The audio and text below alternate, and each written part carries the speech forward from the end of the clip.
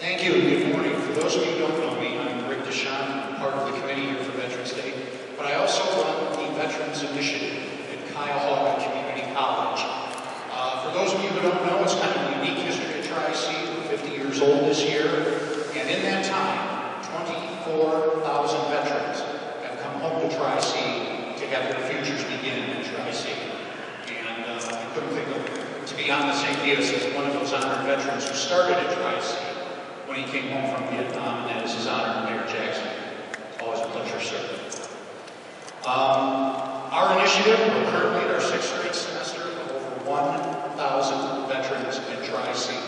Right now, based on enrollment figures, 1 in every 29 students in the college is serving or has served. And that includes World War II veterans who come out for our Friday 60-plus senior classes to young men and women who have just come home from Afghanistan 2 to 3 months ago, working with a few of those right now to get registered for spring semester. It doesn't happen, though, and I think this is very important that the community knows this, without the support. I can't do our initiative without the support of the major corporations in this community who have stepped up with funding support, programming support. And if you look at the signs in the back, you'll see some of those, starting first and foremost with AT&T, and I know Atlanta is here. If you're not aware, AT&T announced a national initiative to hire 5,000 veterans over the next 5 years.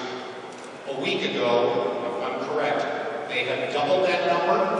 They are looking to hire 10,000, and as of the end of last week, they have already hired 3,600 of that 10,000. So to AT&T, Alcoa, RPM International, Pierre's Ice Cream, I mean, this is the diversity of support they give to our veterans community. And one of my favorites is one of our original Tri-C professors, a woman by the name of Betty Baker, who served in the U.S. Army Air Corps in World War II, continues to support our initiative. And I think that's critical. The community knows that there are corporations in this town that understand and appreciate the service of veterans.